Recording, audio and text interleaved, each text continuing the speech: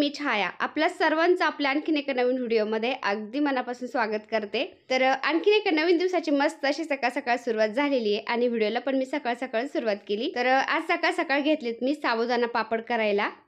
2 kilo बटाट्यासाठी मी अर्धा kilo साबुदाणा घेते बटाटा पापड करायसाठी. साबुदाणा भाजलाय, थोडासा थंड होतोय, तोपर्यंत म्हटलं बटाटे सोलून घेते म्हणजे पटपट आवरण. ते साबुदाणा थंड झाल्याशिवाय मिक्सरला वाटता येत नाही ना, थंड झाला की मग छान पावडर झाली जाते त्याची. तर साबुदाणा बटाटा पापड करायचं म्हणलं ना, तर बटाटे कसे शिजवावे, त्याचं पीठ कसं तयार करावं हे सुद्धा आपल्याला माहिती असणं खूप गरजेचं आहे. कारण मी दरवर्षी बटाटा पापड करते ना, तर दरवर्षी काही ना काही आपल्याला त्याच्यामधून शिकायला मिळतं, अनुभवातूनच शिकत असतं माणूस. तर बटाटा पापड मी दरवर्षी करते ना, तर कोणत्या चुकीमुळे आपले बटाटा पापड चिरतात, पीठ बिघडतं ते तुम्हाला मी सांगते. तर सगळ्यात आधी आपण बटाटे शिजवताना एकदम सॉफ्ट शिजले पाहिजे हे लक्षात घ्यायचं. कारण थोडा जरी हार्ड बटाटा राहिला ना, आपले पापड चिरले जातात, त्याच्यामध्ये बटाट्याच्या त्या ठिसऱ्या राहतात किसून घेतले तरी पण, आणि मग ते साबुदाणा पावडर आणि बटाटा एकजीव होतच नाही आणि त्यामुळं आपलं पीठ बिघडतं, म्हणजे बटाटा पापड व्यवस्थित येत नाही. तर बटाटे व्यवस्थित शिजवून घ्यायचे. आणि दुसरं म्हणजे जरी आपल्याकडून बाय चान्स थोडेवर जरी हार्ड बटाटे राहिले ना, असं वाटते की आपण आता बटाटा खिसतोय आणि ते थोडे ठिसरे राहतात त्याचे, एकदम पूर्णासारखं सॉफ्ट होतच नाही. त्यावेळेस काय करायचं, बटाटा आपण पुरणाच्या चाळणीने खिसून घ्यायचा, बारीक करून घ्यायचा, म्हणजे त्याचं एकदम पीठच झालं जातं पूर्णासारखं. आणि जेव्हा आपण साबुदाण्याची पावडर त्याच्यामध्ये मिक्स करतो ना, तर ते एकदम एकजीव झालं जातं आणि मग मस्त आपले बटाटे पापड होतात. आता मी इथं बटाटे खिसणीने खिसून घेतले, कारण छोटाले बटाटे होते ते एकदम मस्त सॉफ्ट शिजले होते, त्यामुळे मी खिसून घेतले. आणि 2 किलो बटाट्यासाठी मी अर्धा किलो साबुदाणा घेतलाय, तो भाजून थंड करून त्याची पावडर करून घेतली मिक्सरला, तुम्ही बघू शकता. आणि त्याच्यामध्ये मी ज्या वाळलेल्या मिरच्या आहेत ना, त्या बारीक करून घेतल्या, थोडंसं मीठ घालून मिक्सरला, म्हणजे आबडधोबड वाटून घेतले. तर आपण जसं उडदाचे पापड करतो, उडदाच्या पापडामध्ये पहा आपण काळी मिरी तेन घातलेलं असतं. काळी मिरी कशी पापडाला वरतून छान वाटते एकदम. तर तसंच आहे, लाल मिर्च पावडर आपण अशी आबडधोबड जर वाटून घातली ना पापडामध्ये ह्या बटाट्याच्या, तर ते लाल मिरचीचे तुकडे आहेत ना लालसर, खूप भारी वाटतात पापडावरती. त्यामुळे मी असं आबडधोबड वाटून घालते. आणि लाल मिरचीची पावडर एकदम घातली नाही ती आपण, काय होतं, बटाट्याचं जे पीठ आहे ना एकदम लाल भडक होतं आणि पापड आपले एकदम लाल होऊन जातात. त्यामुळे मी असं लाल मिर्च पावडर थोडीशी मीठ घालून आबडधोबड वाटून घातली याच्यामध्ये. आता आपल्याला हवं तर आपण अशी थोडीशी स्टीम देऊ शकतो 5-10 मिनिटं. जी आपली चाळण असते ना, आपण आळूच्या वड्या, कोथिंबीरच्या वड्या वाफवतो त्या चाळणीवरती 5-10 मिनिटं वाफ दिली ना, ते साबुदाणा छान असा फुलला जातो आणि पापड आपले आपण वाळल्यानंतर तळले की ते छान फुलतात. तर अशी पद्धतसुद्धा आपण वापरू शकतो. नाहीतर मग आपले बटाटे छान असे शिजलेले असले ना सॉफ्ट एकदम, तर आपण स्टीम नाही दिली तरी पण चालते. पण एक महत्त्वाचं टिप आहे इथं. तर आपल्याला अशी स्टीम द्यायची नाही ना, तर आपण साबुदाण्याचं जे पीठ घालतो ना बटाट्यामध्ये, त्यावेळेस आपण हाताला चिपकत नाही ना ते पीठ, तोपर्यंत छान असं मऊसूत मळून घ्यायचं आणि मग बटाटा पापड करायचे, म्हणजे बटाटा पापड छान येतात आणि चिरत नाही. आता बटाटा पापडमध्ये मी फक्त लाल मिरच्या वाटून घातल्या ताबडतोब, चवीनुसार मीठ घातले, बाकी काहीच नाही घातलं. आणि पिठाचे गोळे करून मी 5-10 मिनिटं याला म्हणजे वाफवून घेतले. आता एक काढून घेते वाफवलेलं आणि दुसरे गोळे त्याच्यावरती ठेवते. आणि हे पहा, पिठाचे गोळे किती छान असे वाफवलेत. आता दुसरे गोळे जे ठेवलेत ते त्याला मी काय करते तुम्हाला दाखवते. तर पिठाचे गोळे आपण चाळणीमध्ये ठेवले ना, तर उलथण्याने त्याला अशा थोड्याशा चिरा मारायच्या, म्हणजे आतमध्येपर्यंत ते वाफवले जातात. नाहीतर मग आतमध्ये ते कच्चेच राहतात. तर बटाट्यामध्ये आपण साबुदाणा मिक्स केलेला आहे ना आणि त्याला स्टीम दिली, आपण वाफवून घेतले, तर ते एकदम असं चिकट झालंय. साबुदाणा छान असा फुललाय. तर बटाटा पण चिकटच असतो, साबुदाणा पण चिकटच असतो ना, त्याला छान अशी बाइंडिंग आली, तुम्ही बघू शकता. आता हे स्टीम दिल्यानंतर खूप गरम असते ना, त्यामुळे असं तांब्याने कशाने तरी थोडंसं असं ते मिक्स करून घ्यायचं, म्हणजे ते त्याच्यातली वाफ निघून जाईल, थोडंसं थंड होईल. आणि थोडंसं थंड झालं की मग आपण थोडंसं हाताला पाणी लावून त्याचा गोळा तयार करून घ्यायचा, छान मळून घ्यायचं. तर थोडीशी याच्यातली वाफ निघून गेली आता, तर तांब्या मी काढून घेते आणि उलथण्याने सगळं गोळा करते. तर तुम्ही बघू शकता, उलथण्याने असं गोळा केलं ना, तर ते गोळ्या झाल्या जाते, कारण खूप म्हणजे चिकट असतं ना ते, त्यामुळं उलथण्याने गोळा करते आणि मी असं, तर ते गोळा झाल्या जाते. पण जर आपण हाताने जर ते गोळा केलं ना, तर हाताला ते चिपकले जाईल. त्यामुळं आपण हाताला थोडंसं पाणी लावायचं आणि मग त्याचा गोळा तयार करायचा, असं थोडंसं मळून घ्यायचं, एकजीव करायचं जरा. तर हाताला आपण पाणीच लावणार आहे, तेल अजिबात इथं आपल्याला एक थेंबसुद्धा तेल वापरायचं नाही. आपण पापड करताना, असं मळताना थोडं जरी तेल वापरलं ना, तर थोड्या दिवसात काय होतं, पापडांचा असा खवट वास येतो. त्यामुळं बटाटा पापडला पण एक थेंब तेल न वापरता बिना तेलाचे, बिना तुपाचे पापड कसे करते मी, ते तुम्हाला मी पुढे दाखवतेच आता. तर पीठ एकदम आपलं रेडी झालंय. तुम्ही बघू शकता मस्त गोळा झालाय. तर आता ही परत आहे ना एकदम कडक होऊन जाईल वरती नेली तर पापड घालायला. त्यामुळं परत मी भिजू घालते आणि पीठ मी पातेल्यामध्ये काढून घेतलंय आणि टेरेसवरती आलो आम्ही आता. तर आज सागर गेलाय लवकरच कॉलेजला, आकाश घरी. आकाशला पण दुपारी क्लासला जायचंय, पण तोपर्यंत आहे ना तो घरी. तर आकाश म्हणला, "मी आज तुला मदत करू लागतो." तर असं घरी कोणी असू द्या, सागर, आकाश किंवा फौजी साहेब, राजू, घरातलं म्हणजे कोणी कोणताही मेंबर घरी असलं ना, तर मी असं काम करत असले ना, मला ते कामामध्ये मदत करतात म्हणजे करतातच. मला एकटीला काहीच नाही करून देत ते. तर मला एक वेळेस खूप छान वाटतं, की अ, माझ्या सुना जर आल्या ना, तर त्या कधीच म्हणणार नाही, की तुझ्या आईने तुला काही शिकवलं की नाही. तर आपण असं वैतागलो कधी-मधी म्हणतो ना, काही करू नाही लागले ना घरातले, की तुझ्या आईने तुला काही शिकवले की नाही, याला कोणी शिकवलं की नाही, असं सहज म्हणतो ना. तर मला माझे फौजी साहेब जसं घरातल्या कामामध्ये मदत करतात ना, तर माझ्या मुलांना पण तसेच संस्कार दिलेले आहेत. मी तशी सवय लावलेली आहे. त्यांच्या बायका आल्या ना, त्या कधीच म्हणणार नाही, की तुझ्या आईने तुला काही शिकवलं की नाही. ते पण थोडंफार का होईना त्यांच्या बायकांना मदत करणार. तर असं छान वाटतं मला. त्यामुळेच मला मुलीची कमी महसूस होत नाही अजिबात. असं मला घरातले खूप समजून घेतात. माझी मुलं तर मला खूप जीव लावतात आणि फौजी साहेब तर लावतातच म्हणा. आणि राजूला तर तुम्ही पाहताच नेहमी मला काही ना काही, काही ना काही तो करू लागतच असतो घरी कामावून आल्यावर.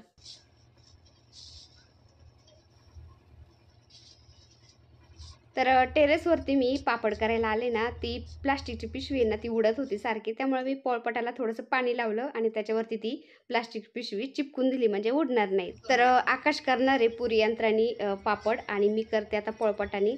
तर माझ्याकडं ग्रॅनाइटचे 2 पोळपाट आहेत ना, मी काय करते, तर बटाट्याच्या पिठाचा जो गोळा करून घेतला ना आपण उंडा करून छोटासा, तर प्लास्टिकच्या पिशवीमध्ये ठेवते, तुकडे करून घेतलेले त्याच्यामध्ये आणि ग्रॅनाइटचा छोटासा पोळपाट आहे ना, त्याचं वजन देते वरतून. तर लगेच खाली मस्त असा पापड तयार झाला जातो. तर मी असं म्हणजे दरवर्षी असेच पापड करते आणि मुलं मला मदत करू लागतातच ना. तर मुलं मग असं पुरी यंत्राने मला पापड करू लागतात. तर तुम्ही बघू शकता मी अजिबात तेल लावत नाही कशालाच. प्लास्टिकच्या पिशवीला पण मी असं पाण्याचाच हात लावते, उंड्याला पण पाण्याचाच हात लावते आणि त्यानीच असे पापड बनवून घेते. अजिबात तेल, तूप काहीच वापरत नाही. तर हे पीठ आपण हाताला चिपकू नये, प्लास्टिकच्या पिशवीला चिपकू नये त्यासाठीच आपण तेल, तूप लावत असतो ना. तर तेल तुपाच्या जागेवरती आपण असा पाण्याचा हात लावायचा आणि पापड करायचे. तर काय होतं पापड वाळल्यावर ते पाणी सगळं सुकून जातं, पापड एकदम छान होतं. पण आपण जर तेल आणि तूप जर लावलं ना त्या पापडांना, तर काय होतं ते पापडांचा खवट वास येतो थोड्या दिवसानंतर. त्यामुळं असा पाण्याचा हात लावायचा आणि पापड करायचे. तर बिना पाण्याच्या हाताचे आपण हे पापड करू शकत नाही, कारण ते चिकट असते ना हाताला चिपकतं. त्यामुळं असं थोडंसं पाणी घ्यायचं जवळ आणि पाण्याचा हात लावायचा आणि पापड तयार करायचे. तुम्ही बघू शकता. अजिबात पीठ हाताला चिपकत नाही किंवा पोळपाटाला पण चिपकत नाही, प्लास्टिकच्या पिशवीला पण चिपकत नाही. तर प्लास्टिकच्या पिशवीला पण असं थोडंसं पाण्याचा हात लावायचा. आणि हे जे आपण पीठ आहे ना थोडंसं स्टीम करून वाफवून घेतलंय ना, त्यामुळं त्या पिठाला आहे ना कोणता आकारसुद्धा द्यायची गरज नाही पडत. ते थोडंसं पीठ घ्यायचं, असं गोल-गोल थोड्याशा आबडधोबड आकारामध्ये असलं तरी पण चालतं, घ्यायचं ते तोडून गोळ्यातलं आणि तो उंडा घेतला की छोटासा लगेच प्लास्टिकच्या पिशवीवर ठेवायचा आणि त्याला दाबायचं. एकदम गोल-गोल गरीत असा पापड तयार झाला जातो. असं गोल आकार द्यावा त्या उंड्याला असं काही नाहीये. तरी पण छान पापड झाला जातो. तुम्ही बघू शकता. तर मी अजिबात त्याला गोल आकार देत नाहीये. आणि महत्त्वाचं म्हणजे ते पीठ आपण थोडंसं वाफवून घेतलं ना, त्यामुळं साबुदाणा बटाट्यामध्ये तो फुललाय आणि त्याला असा एकदम गोल-गोल गरीत असा म्हणजे उंड्याला आकार आला जात नाही. तर नाहीतर तुम्ही म्हणताल हे गोल उंडा होत नाही कसं काय वगैरे. तर उंडा गोल होत नाही. तसंच थोडासा तोडायचा तो उंडा छोटासा आणि थोडासा गोल करण्याचा प्रयत्न करायचा पाण्याचा हात लावून आणि तसाच पापड दाबायचा. तर छान पापड झाला जातोय. आणि आपण जर वाफ दिली नाही ना पिठाला, तर एकदम गोल-गोल उंडा होतो मग. पण त्याचे चान्सेस काय असतात की पापड चिरतात बाबा, असं होतं आणि जाड पापड करावं लागतात आपल्याला मग. तर असं स्टीम दिली ना, तुम्ही बघू शकता पापड पण छान येतात आणि बिना स्टीमचे पण आपण पापड करू शकतो. तसं काही नाहीये स्टीम द्यावाच म्हणून. तर असं 2 इन 1 पद्धतीने आपण पापड करू शकतो. पाठीमागच्या वर्षी जे मी पापड करून दाखवले होते ना, तर ते बिना स्टीमचे पापड केले होते. पिठाला वाफवलं नव्हतं. तर साबुदाण्याची पावडर आणि बटाटे मी असंच मळून त्याचं पापड बनवले होते. तर आकाशने आणि मी पटपट पापड तयार करून घेतले. तुम्ही बघू शकता पापड पण झालेत. आता हे सगळे आवारावर करतो आम्ही. तर तुम्ही म्हणताल की ही परत परत सांगती आणि जास्त बडबड करते. तर छोटे छोटे ज्या टिप्स आहेत ना ते तुम्हाला मला सांगायच्या असतात. म्हणजे पापड तुमचे बिघडणार नाहीत, त्यामुळं मला जास्त बडबड करावं लागते. तर तुमचे कुठल्याही पद्धतीने पापड बिघडू नये हाच माझा उद्देश असतो. तर आकाशकडून ती प्लास्टिकची पिशवी थोडीशी इकडे तिकडे झाल्यामुळं 1-2 पापड असे चिरलेले येतं. तर बऱ्याचशा ताई आता म्हणतात की प्लास्टिकची पिशवी वापरू नये. कारण पाठीमागच्या वर्षी जो व्हिडिओ टाकला होता ना मी, तर त्याच व्हिडिओला ताई बोलल्या होत्या की प्लास्टिकची पिशवी वापरू नये. तर बिना प्लास्टिकच्या पिशवीचे आपण पापड तयार करू शकत नाही ताईंनो. प्लास्टिकची पिशवी वापरावीच लागते आणि ते पीठ थोडंसं थंड झालेलं आहे, म्हणजे भरपूर थंड झालेलं आहे. त्यामुळं असं प्लास्टिकची पिशवी वापरायला काही हरकत नाही. तुमचं काय चाललंय आता हे? कशाला? तारीला. म्हणजे तुम्ही आधी तार बांधली होती त्याला पकडी नका, मग आता दोरी बांधताय का?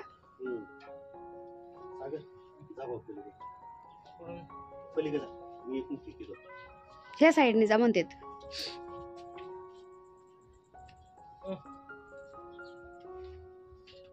आली आली. हळू झाड मोडून बर का ते. नाही बाई तो झाड नाही म्हणून. हा का? हळू हळू हळू.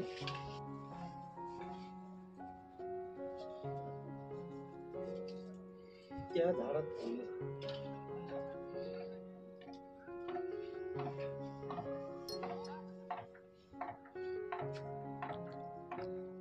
पॅशन फ्रूटच्या झाडाला ग्रोथ आहे का चांगली? हा. फुल बिल दिसतंय का एखादं? नाही का?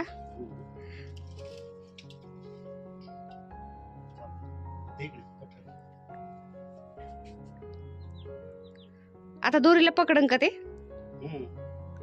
बापरे, म्हणजे त्या वेलाला सुद्धा जीव आहे, त्याला कळतंय की आपण तारीला नाही पकडायचं, दोरीलाच पकडायचं का?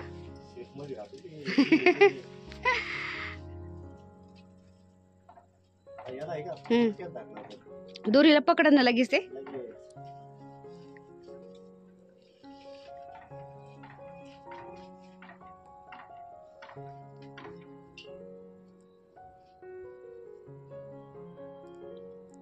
ह्या पिंक जास्वंदीला लय फुलं यायला लागले का वरती लावल्यावर? खाली ती खुरंगाटली होती ना सावलीला.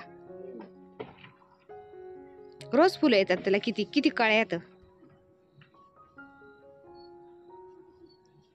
पण हे अनंताचं झाड आपण खालचं वर लावलंय ना ते थोडं सुकलंय बर का, त्याचे ते पानं निघून जाते ना आता. हा, ते पानं निघून जाते ना आणि नवीन फुटायला लागले ते आता खाली येऊन.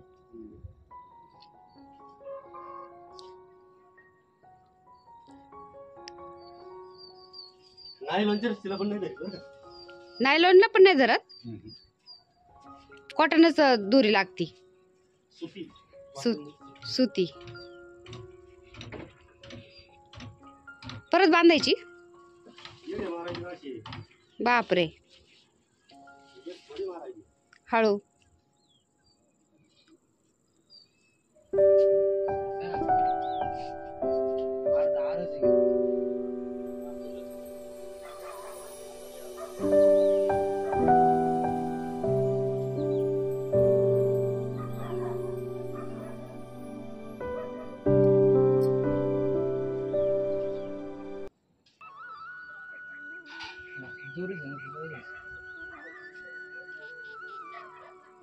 हळू. आली आली आली थोडस. हा हळू. आली आली. थांब पप्पा बांधते. हा ना.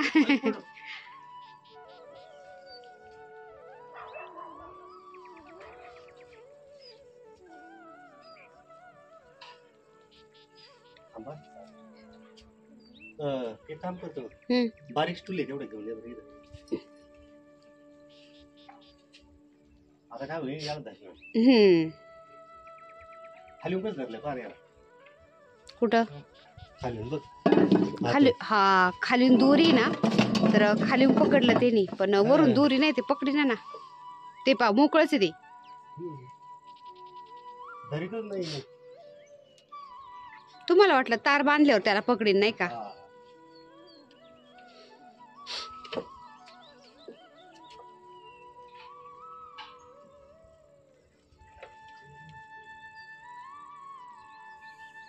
तर मंडळी, सकाळचं जसं वातावरण एकदम फ्रेश असतं ना, प्रसन्न, तसंच संध्याकाळचं पण वातावरण असतं बरं का, जेव्हा सूर्य मावळायला जातो त्यावेळेस. तर सूर्य मावळायला गेलाय आणि आकाशामध्ये सगळीकडं लालिमा पसरली. खूप भारी वाटते आणि झाडं असे चमकत आहेत ना त्या लाल प्रकाशामध्ये, तुम्ही बघू शकता. आणि आपल्या गुलाबाच्या झाडांना तर किती फुलं आलीत, काळ्या पण भरपूर आल्यात. तर असे झाडं भारी दिसतात ना, सकाळ संध्याकाळ त्यांच्याकडे पाहतच बसावं असं वाटतं. तर सकाळ संध्याकाळ असे लोक आमच्या इकडे मोकळ्या वातावरणामध्ये फिरायला येतात ना, जे बिल्डिंगमध्ये राहतात, क्रॉसिंगमध्ये राहतात, तर लांबून लांबून लोक इकडे फिरायला येतात. आता त्यांचा पण घरी जायचा वेळ झालाय ना, ते पण निघलेत घराकडं आणि पक्षी त्यांच्या घराकडं चाललेत. तर किलबिलाट चालू आहे पक्ष्यांचा पण. आता आम्ही पण खाली जातो, दिवाबत्ती करते मी आणि स्वयंपाकाला लागायचे. तर मुलं बोलले टेरेसवरती स्वयंपाक कर आज. तर काय करायचं स्वयंपाक बघूया आता. तर झाडं दाखवते म्हणलं तुम्हाला मी आधी, कशी झाडं चमकत येतून बघू शकता.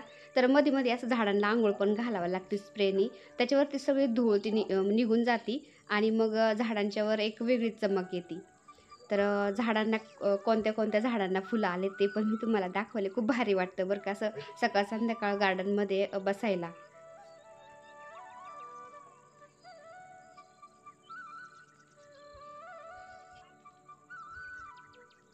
तर आता आबोलीचे झाड आहेत ना 1-2, त्याला पण फुलं यायला लागलीत मस्त आणि मोगऱ्याला तर आपल्या भरपूर फुलं आहेत. त्यामुळे आता मी गजरा पण बनवत जाईन आबोलीचे फुलं घालून, मस्त गजरा वाटतो तो पण. आणि इथं झेंडूला पण भारी फुलं आलेत. गालंडा पण छान झालेला आहे आपला. तर हा गालंडा वरचा टेरेसवरचा आहे ना, रिन्यू करायला आलाय. तर हा गालंडा काढून नवीन रोपं लावावं लागतील आता. आणि टेरेसवरच्या लाईटी लावल्यात ना आता, तर तुम्ही बघू शकता कसे झाडं चमकत आहेत.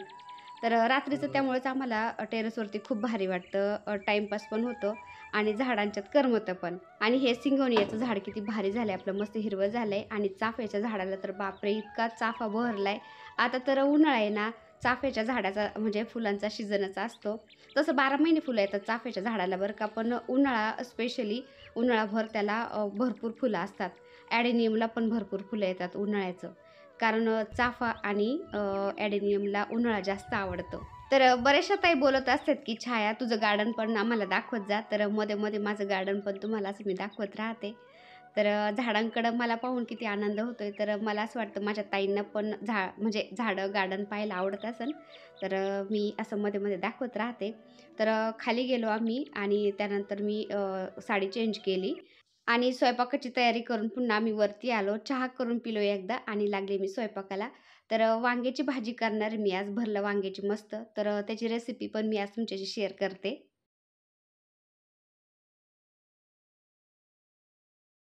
भरलं वांगं बनवण्यासाठी मी काय काय घेतले तुम्हाला दाखवते आता. तर वांगे हे आपले मस्त गावरान कापून घेतलेत आखाले, त्याच्यात आळी वगैरे काय ते पाहून घेतले. तर मसाल्यामध्ये मी इथं कांदा लसूण मसाला 1 मोठा चमचा घेतला, आपला पोहे खायचा चमचा. त्यानंतर आपला हा जो घरी मसाला बनवतो ना आपण, तो मसाला 1 चमचा, मोठा 1 चमचा इथं धनिया पावडर घेतली. म्हणजे धने घालत असते मी वाटून, पण धनी पावडर आहे माझ्याकडं त्याच्यामुळे मी धनिया पावडर घेतली. आणि अर्धा चमचा हळद घेतली आणि मोठा 1 चमचा लाल मिर्च पावडर घेतली. तर आपल्याला तिखट कसं लागतं त्यानुसार आपण इथं कमी जास्त करू शकतो. तर धनेची पावडर आहे इथं माझ्याकडं, त्याच्यामुळे मी धने नाही घेतले. धने आवर्जून घालत जायचे वांग्याच्या भाजीला, कारण काय होतं धण्याच्या फ्लेवरनी भाजी इतकी छान लागते ना. आणि इथं हे मूठभर कोथिंबीर घेतली, कढीपत्ता घेतला आपल्या गार्डनमधला, कोथिंबीर पण आपल्या गार्डनमधलीच बरं का. आणि हे शेंगदाणे घेतलेत थोडेसे. लसणाची मोठी अशी 1 गड्डी होती, तर ती सोलून घेतली आणि थोडंसं खोबरं घेतले. आता हे मी खोबरं आणि शेंगदाणे भाजून घेते.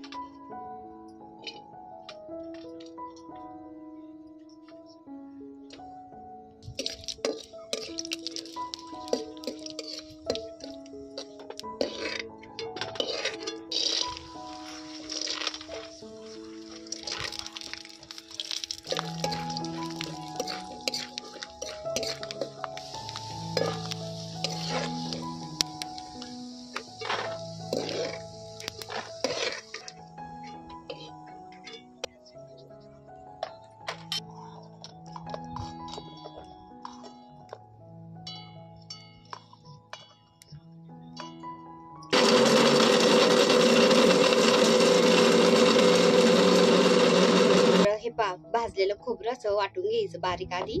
त्यानंतर आपण मग याच्यामध्ये लसण आणि शेंगदाणे घालायचे आणि ते आबडधोबड वाटायचे मग शेंगदाणे.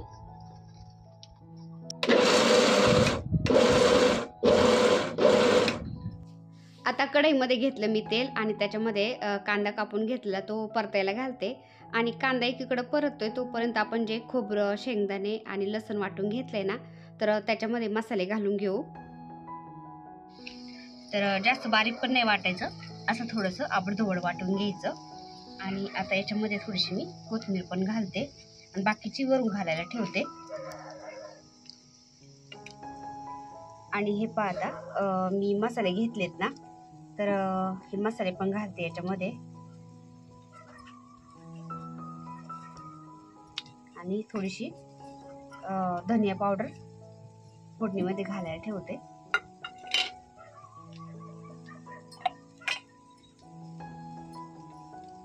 आता चवीनुसार मीठ घातलंय आणि हे सगळं मिक्स करून घेते. आता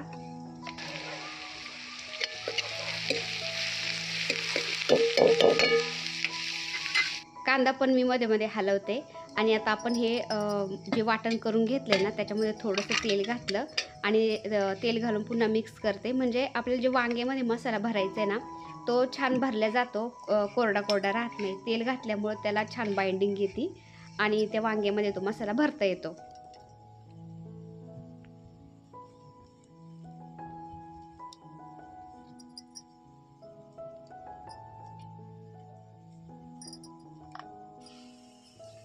थोडं धने पावडर टाकते याच्यात म्हणजे फ्लेवर छान येतो. भाजल्या जाते ती पावडर भाजलेला थोडीशी.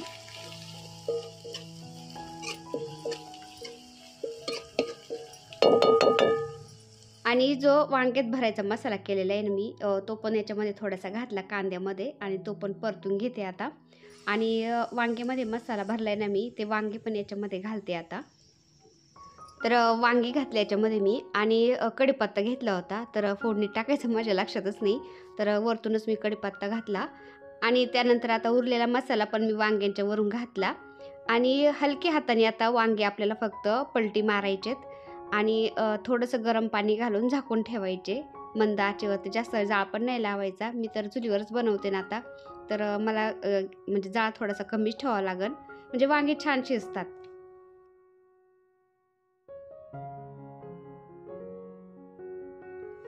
तर इथं आपल्याला घट्ट पातळ कसं लागते ना भाजी त्यानुसार पाणी घालायचं. चपाती बरोबर खायचं असेल तर आपल्याला पाणी कमी घातलं तरी चालतं, पण भाकरी बरोबर खायचं म्हणलं की रस्सा थोडासा जास्तच लागतो तर थोडंसं रस्सा वाढवलं तरी पण चालून जातं, छान भाजी होती. तर मला बाजरीच्या भाकरीबरोबर खायचं आहे त्यामुळे मी थोडासा रस्सा करणार आहे. तर वांग शिजल्यानंतर मी म्हणजे शिजत आल्यानंतर मी त्याच्यामध्ये एकदम उकळतं गरम पाणी घातलं आणि भाजी वाढून घेतली. तुम्ही बघू शकता तर किती छान तरी आली भाजीला आणि वांगे पण छान शिजले. तर याला मी आता उतरून घेते आणि बाजरीची भाकरी करून घेते. खूप छान लागते भाजी वांग्याची अशी बनवल्यावर. तुम्ही नक्की ट्राय करा एकदा.